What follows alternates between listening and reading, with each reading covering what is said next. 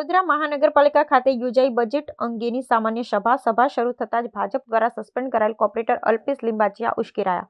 શિવરાત્રીના દિવસે નીકળતી શિવજીની સવારીના ખર્ચે ને પાલિકાએ મુલતવી રહેલી દરખાસ્તને લઈ વિવાદ ચાલી રહ્યો છે। વડોદરા મહાનગરપાલિકાએ તાજેતરમાં 1 કરોડના ખર્ચે દરખાસ્તને પરત મોકલી દેતા સર્જાયો છે વિવાદ। આજે સામાન્ય સભા ચાલુ થતાં જ અલ્પેશ શિવજી કી સવારીની દરખાસ્ત મંજૂર કરવા અંગે ચર્ચા કરવાનું કહેતા જ મામલો ઉશ્કેરાયો।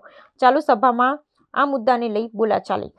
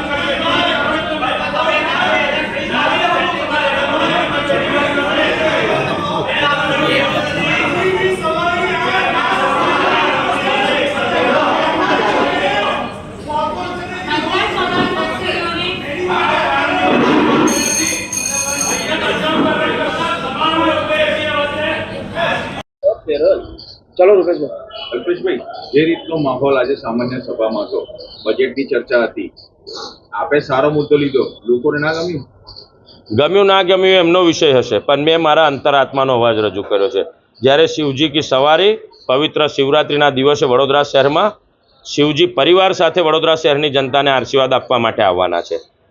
मुख्यमंत्री श्री गया वर्षे आवीने कार्यक्रम में शोभा वधारी होय अने वडोदरा शहर स्टेन्डिंग कमिटी में आई दरखास्त मुलतवी थाय केटली दुखद बाबत है।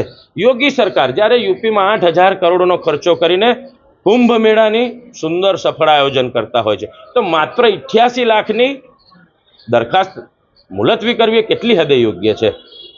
ज्यारे सत्यम शिवम सुंदरम ट्रस्टना प्रणेता आदरणीय धारासभ्य श्री योगेश काकाए 2013 थी कॉर्पोरेशन ने सौंप्યું હોય અને એમાં બી વિવાદ કરવો કેટલી હદે યોગ્ય છે।